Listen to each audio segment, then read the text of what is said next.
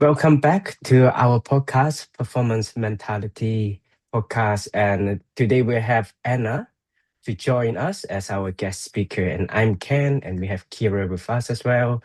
So in today's episode, we have Anna, and she just finished her viva, and we try to get to know more about the viva experience for her experience as a trainee, just finished as a trainee, now registered with HCPC. So it's really excited to get to learn more of this experience. So should we start from Anna, just a really brief introduction of your experience so far? Maybe what makes you want to become a sports psych in the first place? Yeah, absolutely. So, suppose I started out just doing my undergrad, which was just kind of like general like psychology. I think like most people, probably again, it was one of those kind of courses I took partly because I was interested, but also because it's a very open kind of course, I suppose, that gives you a lot of options afterwards. And I think really it was just kind of through that. I mean, I always did a lot of sports, particularly I think athletics was something I did for a lot of years, and that was always something that was really important to me, kind of when I was younger and in university and things. And I guess kind of having that experience and then really just from I think actually someone coming in similarly into the university and speaking about their experiences as a sports psychologist, I just thought, oh, that sounds like something that's really interesting and something that would potentially be good to explore. I really kind of I loved my degree, but also I loved being in sport as well, and I didn't really want to, I guess, go away from that. So I guess yeah, it was just a kind of best of both worlds, I suppose, was kind of what kind of drew me to it. So yeah, I went from that undergrad in psychology to the masters, and then yeah, eventually through the kind of doctorate. So yeah, I guess that's quite a mixed bag of different experiences in different sports, different age groups, which yeah, is kind of eventually a few years down the line kind of now led me to that. I don't want to say end point because you're always still kind of going on learning new things, developing and just going on to a different chapter, I guess, maybe. Yeah, just Yeah. finish. Yeah, just get registered with actually PCH and another beginning, I guess, for you. But yeah, for us, it's the destination for now. But for you, yeah. But I'm so happy for you for finishing it. Yeah, thank you so much. I think I honestly that was what maybe yeah a bit over a month ago now, and I think I was saying to you it Mhm. still doesn't really maybe fully feel like it's sunk in. I don't know, maybe at graduation it might sink in. Maybe when I finally get all the paperwork and everything back from the HCBC, maybe it'll take longer than that. I don't know, but yeah, I think it's that like you're saying for you guys, it's that point you're kind of waiting for probably such a long time, and then you get there and it's like oh okay, actually what now?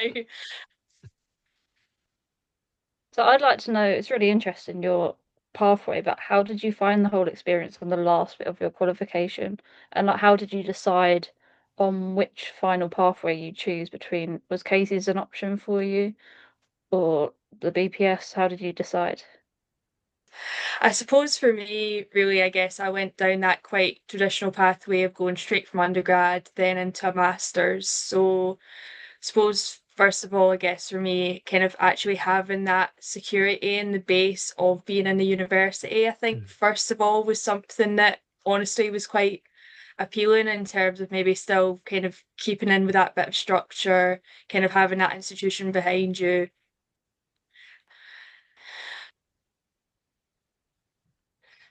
So for me, I chose Prof Doc. Same as you, I feel like it would be good to have the support and under the university environment, I feel the security from there as well. So that is the reason why I chose Prof Doc in the first place. Yeah, but is there any challenges that you face in the past and you feel like it's really good under GSU? That GCU, sorry, is it? Yeah, Yeah. GCU, and it provide a good foundation and support to you, and you feel like, yeah, you make the right choice.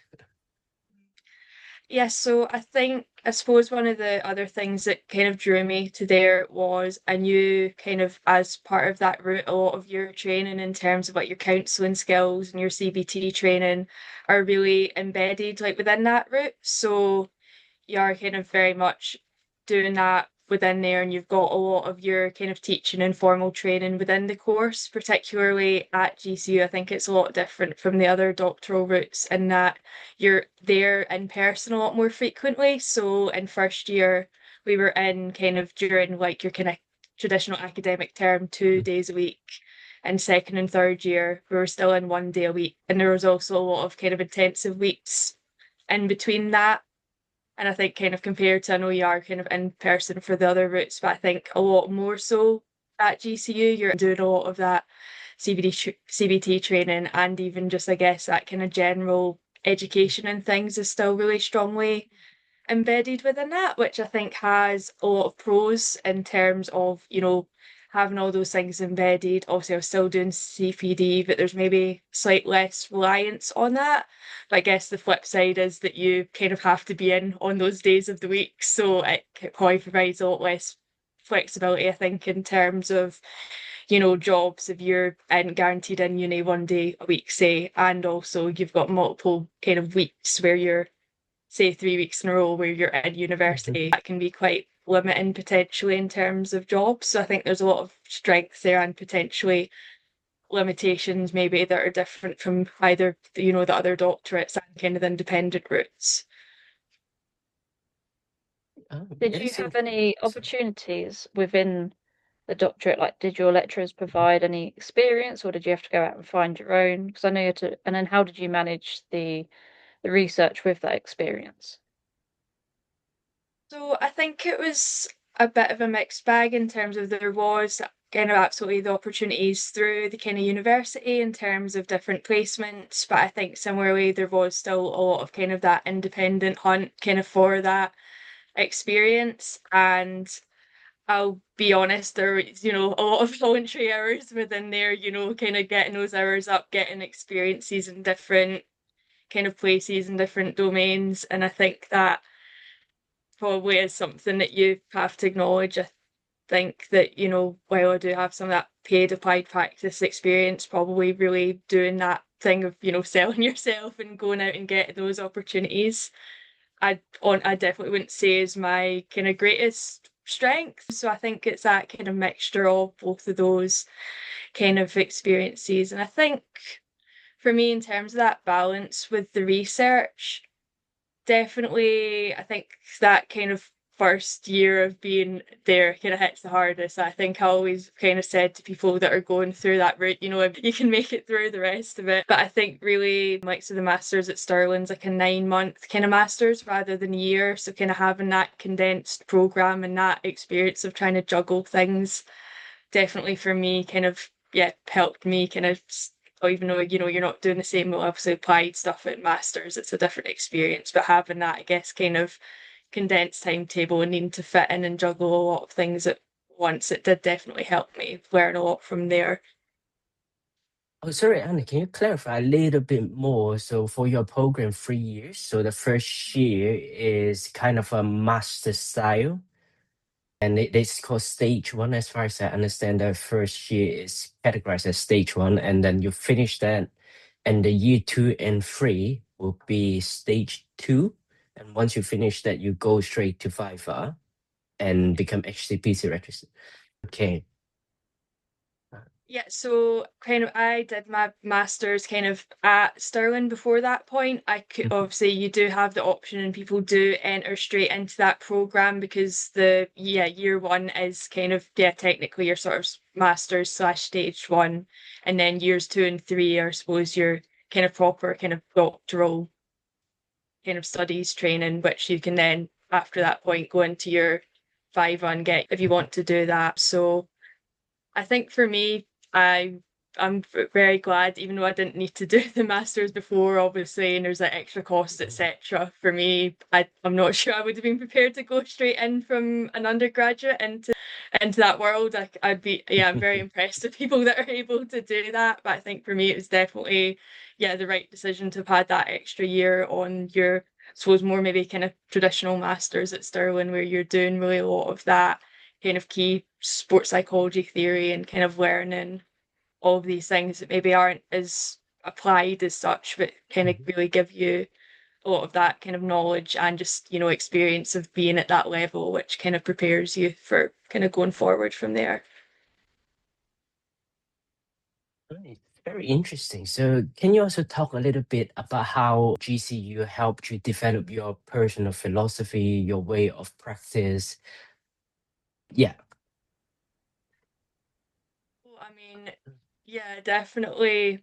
I think there's so much within that, isn't Mhm. there? I guess that's something that, yeah, particularly towards the end, when you're at that kind of viva preparation point, you're really trying to get down, okay, what is this stuff so that I can feel kind of Mhm. confident in answering it. But I think for me, what really helped is, I guess, the fact that we kind of had that training and then kind of moved to that CBT approach, had a certain amount of hours there, and then after that could, I suppose, kind of explore more kind of integrative or more different approaches and kind of, yeah, exploring different directions. I think for me, having to experience those different approaches really helped me understand, what do I believe about how people Mhm. change? Where do I see myself fitting and where kind of don't I? And obviously, even just doing those things, Mhm. kind of values exploration, your kind of supervision and all of your peer stuff as well, and really having all of those conversations, I think really help you understand, both kind of just who am I and what do I believe, and then also how does that maybe differ from others and how does that fit into the way that I want to work.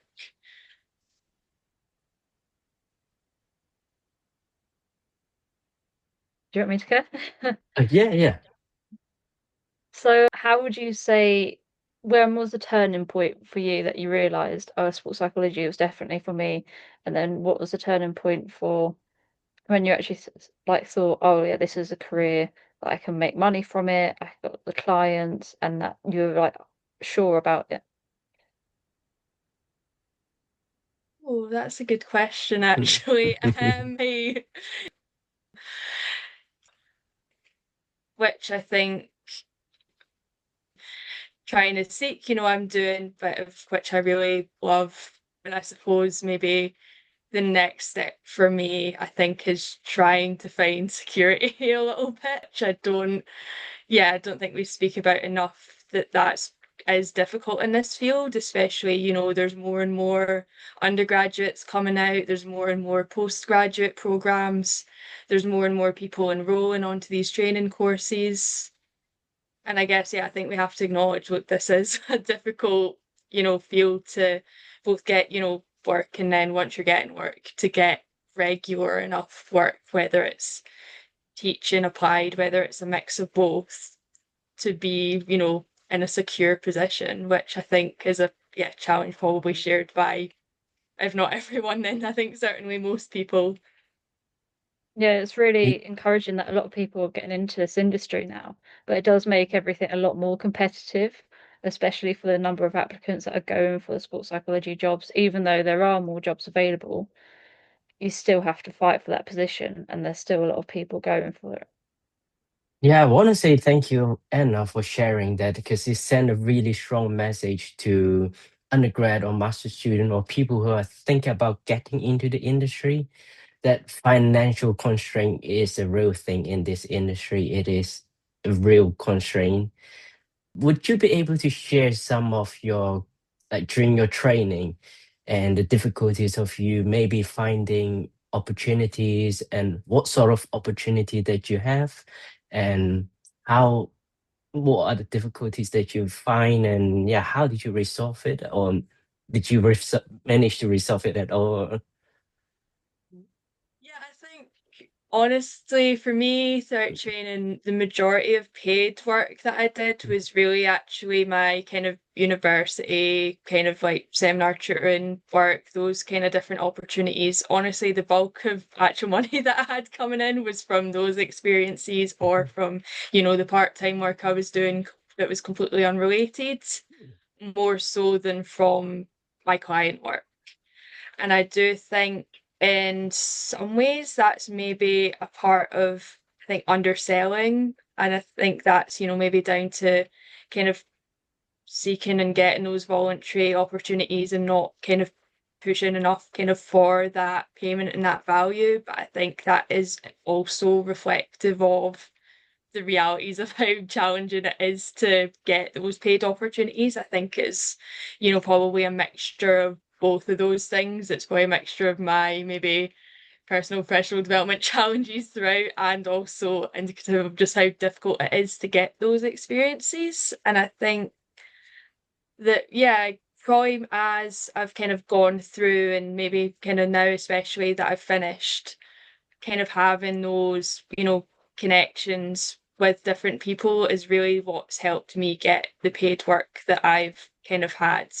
So I've kind of had placements where I've been doing voluntary work, and then kind of they've then asked me to come back and deliver, X amount of workshops, or people that I kind of know through kind of connections as sports psychologists have then kind of had those conversations with them and kind of gone on to do kind of guest lecturing and different things like that. And I think actually really just kind of drawing on those kind of, yeah, connections and experiences and those values, I think also just maybe not being afraid to ask for, what you're entitled to, and not being afraid to ask people for opportunities. And, a lot of those opportunities, they might be a no, or it might be a, oh, we would love to have you, but we can't offer you this thing. And that's absolutely fine. That's then up to you to make that decision of, what's more valuable to me. Do at this point in time, do I need this experience? Or at this point in time, do I feel like I've already had that experience within this context or in this area? And really it's kind of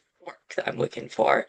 And, I think that's decisions that you kind of have to grapple with throughout. And I think, even at this stage, I'm probably still going to grapple with those decisions sometimes of going, or, do I think I'm maybe not getting a job because I'm missing one thing off of my CV? And is it therefore worth kind of trying to get that experience elsewhere? I think that still, even now, might be a question that I'll continue to ask. But yeah, I think it's definitely kind of partly down to kind of having really that embedded within kind of training of going, how do you sell yourself? How do you market? How do you get these experiences? But then, yeah, there's a lot of kind of to and froing with that.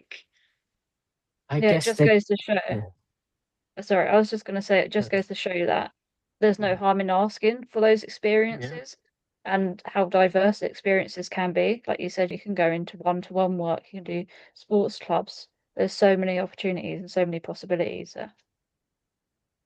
Yeah, I guess, but they can also speak for all trainee right at the moment in terms of financial income. It may all come majority from teaching, lecturing, marking papers, those sort of opportunities. But in terms of applied paid work, it is really limited. Sometimes we can be working in an environment that we less appreciate, and that can be very difficult for us, and we're struggling to sell what we can do and offer 100% of the potential that what sports psychology can do. And I find it very challenging as well. So throughout the whole program, what is the biggest takeaway for you? And maybe somehow, how would you do it differently? Uh, Yeah, I guess maybe because we're kind of on that theme of sort of paid work and things, I really do believe that there's maybe a bit of a cycle that needs to be broken. I'm not sure if it's the same elsewhere, but I do kind of think, particularly within kind of Scotland, Glasgow, we've obviously got that programme there. We've got kind of trainees coming through. I think almost you do get into that cycle of going, oh, well, at any, whether it's different institutions, whether it's clubs, whatever it is, well, we've had people banging on our door desperate to get experience for free, so we're going to keep getting that experience for free. And then each year, every few years, different, I'm talking like, really big kind of clubs across the country, really big institutions across the country can just kind of keep cycling through kind of free labor. And I guess that's the question of, where do we, yeah, draw the line with how valuable experience versus actual money is. I think I very much admit I've came to this course very privileged position of I've had a lot of support from my family. I stayed at home for times. I've had the opportunity to do this program in the first place, because even training isn't cheap again unless you've got one of the few kind of funded positions, which again there's not a lot of those. Connections, there's nothing wrong with asking that question, and it might be not right now, but potentially moving forward. And, that kind of puts you, at least maybe a little step forward, even if not quite where you want to be. What would you recommend to trainees about how to approach that? How would you approach potential clubs when you're offering your services? Oh, I've got to admit, honestly, I do not think I am a very good person to ask this to, because I honestly wouldn't say, like I said, it's something I'm very good at. But I do think, like I said, for me, it's been drawing on those people that you have a connection to, whether it's someone that you've done that voluntary work before, whether it's people that you've been on a committee with, or you've kind of had experiences with, kind of former supervisors, whoever it is, and honestly just asking for that question, or asking if they have someone that they can put you into contact with. Because I always think kind of random cold call, it might work, but it very, very rarely does. Whereas something that's through a connection, or through a connection of a connection, there's some kind of meaningful tie there, that you have some sense of this person and what I could potentially offer them. So you've already got kind of some understanding of, okay, who is this person? What would they want from me? How would they want me to work? And vice versa, really. And how is this going to serve both of us? And I think going into those positions, you're in a much stronger position, and you are just kind of, banging on different doors and hoping that something happens. Yeah, I must Yeah. admit the first few opportunities I've had are through people I know and the connections I know. It's either old football coaches or like friends of friends. You just put it out there, put the feeler out there, and say that you're offering services, and hopefully someone's interested. Yeah, I would say sports psychology is still not very well recognized at the moment yet. So networking and connection are still the key elements in this. Should we go to one of the most sought after information for trainee, which is the viva experience? Can you share a little bit of how does that day look like to you? So what did you do once you first walk into the room, and like what happened? Yeah, absolutely. So I suppose I might start, actually, I guess, maybe rewind a little bit before that, and thinking about that kind of preparation for the Vivas, because I suppose that's something as well that I guess, you kind of submit everything, you hand it all in, and then I think certainly for me anyway, I was almost like, oh, what do I do now? Like, I know I'm supposed to be, I'm surely I've got like a month or however long to go. I'm surely supposed to be doing something. But what actually is that something that I'm supposed to be doing to get ready? So I guess for me, that was a lot of, obviously, reading over the work that I'd done, kind of thinking about the competencies and things that had to hit, and what might be kind of asked about those, what would be other examples that I could use. So just kind of taking a lot of notes, reading a few things. And I think actually also just getting people to ask me questions, like just read a little bit of something and ask me things about it. And I just mean even, likes of my mum read my reflective essay and asked me questions about it. And it's like, because I think the questions that you're getting asked, if you're just writing all the questions yourself and answering them, you're going, well, I've picked this question for myself and I've answered it. But even just having someone else go to you, oh, you've written about this thing, what does that mean? Or can you tell me more about that? And actually just needing to on the fly do that definitely kind of helped me kind of before I went in, to go, okay, well, I've at least kind of obviously not had that experience before, but at least kind of had some sense of it. And I think the day of, I was nervous. right, there's there's no going away from that. But I think honestly, by that point, I was also just actually quite excited. Because I mean, how often you get to sit there for an hour or several hours or however, long it's going to be, and just have someone ask you about, your work and nothing else. That's not really normally, everyone would be bored to tears, or, you'd be kind of having a shared conversation. It's very rare that you'd have that experience of just people asking you about what you're doing. And I suppose as well, just kind of reminding myself that, they're there because they want you to pass and they want you to do well. They're not sitting there going, oh, I feel like failing someone today. So just kind of trusting that you can answer the questions because it's your work.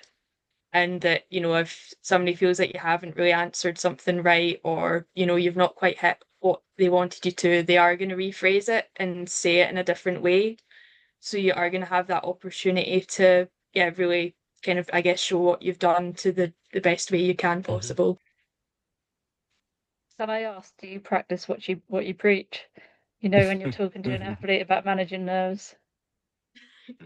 Yeah, I mean, something I probably do, and it's something I do before sessions as well, is generally I would kind of do grounding exercises. It's something I find kind of beneficial, even, now sometimes before a one-to-one, or I don't know, a kind of workshop or something, I still get nervous sometimes. I've, done however many number of hours over a few years, and I think that, maybe just feel like get that anxiety, and that's absolutely fine. It's just going, how do you deal with that? And I think actually that's even something that I kind of acknowledged during my viva as well. Again, maybe it kind of tied into things that I wrote about, but I was actually discussing in the viva that, like, my hands are shaking a bit, my my heart's beating, and my stomach is like churning a bit, and actually was speaking about that, and that kind of thought process and what that kind of looks like. That's something that, I was kind of sharing and laughing about during that process. So I think it's, we've all got our different ways that we kind of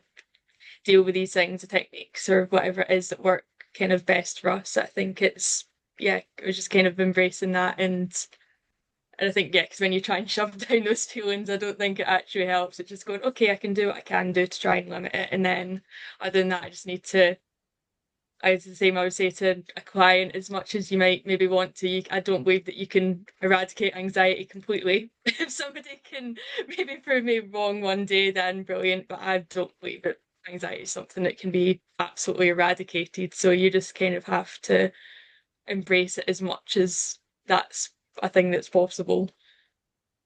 It is a really good message that psychologists are also human beings. Were there any questions that surprised you, that you, oh no, I don't know what to say?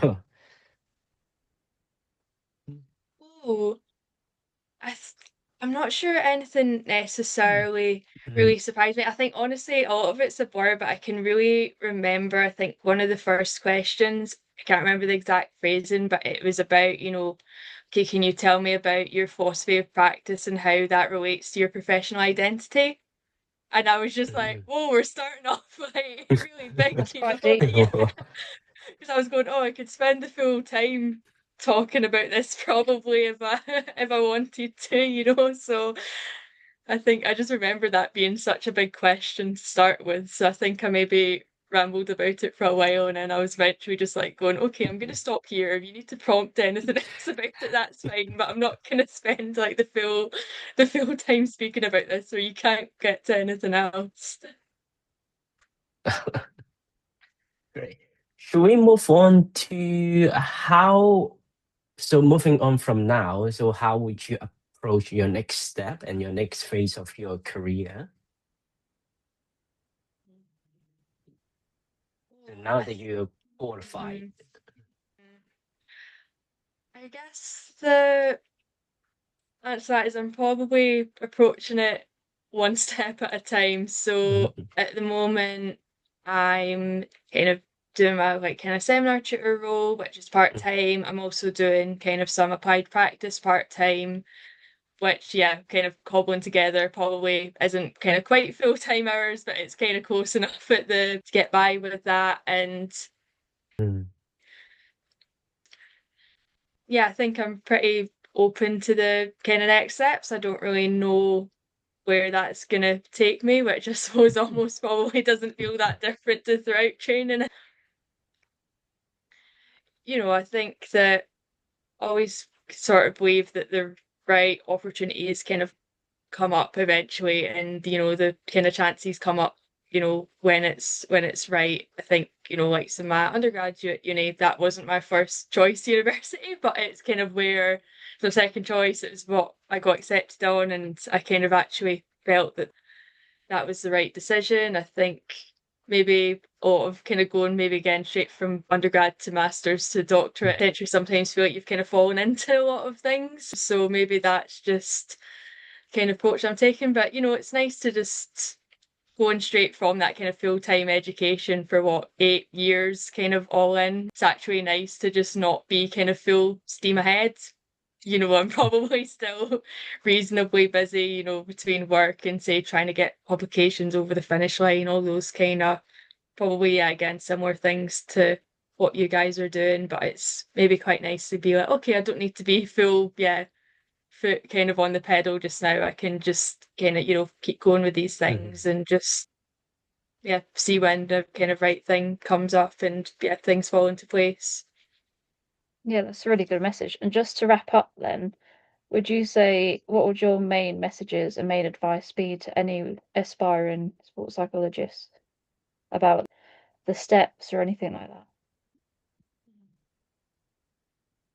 I think, first of all, just really speaking to a lot of people and asking different people, any questions you have about their kind of experiences. I do think that's something that I kind of really valued before going into the kind of doctorate, and, even kind of after that point, still, speaking to people kind of senior to you, kind of or less senior than you technically, whatever it is. I think speaking to other people, whether it's in that sense of building connections, networking, whatever, but I think also just actually, learning from people about their experiences so that you can make those informed decisions, I think is something that's really important, and just not dismissing the value of kind of general psychology, I think is actually something in moving forward is going to be important for the field. I think now, with more kind of sports psychology undergraduates coming up, which is amazing. There's more kind of master's programs as well, which is brilliant. But I do think it's really important that I always think of, we're kind of aiming to be applied psychologists, but we're kind of within the world of sport and exercise and performance. That's the way personally I would look at it. And I do think having that, grounding within those, whether it's those general counselling skills, whether it's that kind of general applied psychology theory, I think actually just remembering that, yeah, maybe say like sports what you're really passionate about and that's what you love and that's why you want to go into this, but also, yeah, we're kind of aiming to be psychologists as well, and actually having that grounding of it being, yeah, the best of both worlds is really important. Thank you so much, Anna. Just one last question circling back to yourself. What question or what advice would you give to the 8 years ago yourself? So the Anna 8 years ago still think about what undergrad degree to do. What message would you tell her? I really want to joke here and be like, don't do it, but that's not the actual advice. I suppose just really, yeah, I think take the opportunities that come your way. I think that's probably the best advice I can give that younger me. I think especially thinking about, as a kind of teenager, a lot of time you'd be quite, unnervous, unsure maybe of what you're doing, what you want to do, even just unsure in yourself. But I think actually just going, you can do this, you can get through it, you can take those opportunities. Again, I think if you told me in undergraduate or even probably through a lot of my masters, to be honest, that I would have been doing a doctorate and getting that. You know, I would have laughed. That 17-year-old me probably would have laughed in your face. You know what I mean? But I think that, yeah, these if you're passionate about something and you enjoy it, these things are possible as well. I guess Exactly. it is It's a the long key road, but it's message. worth Yeah. it. Mm. Sorry, can you say that again? So, I said it's a long journey, but it's definitely worth it then. Yeah. yeah. So should we wrap up then? Thank you so much, Anna. Yeah, thanks very Thank much you for having me. for talking. And I hope that any aspiring sport and exercise psychologist or anyone getting into it might take some advice from Anna and actually see that it's possible and that there's different routes to it as well.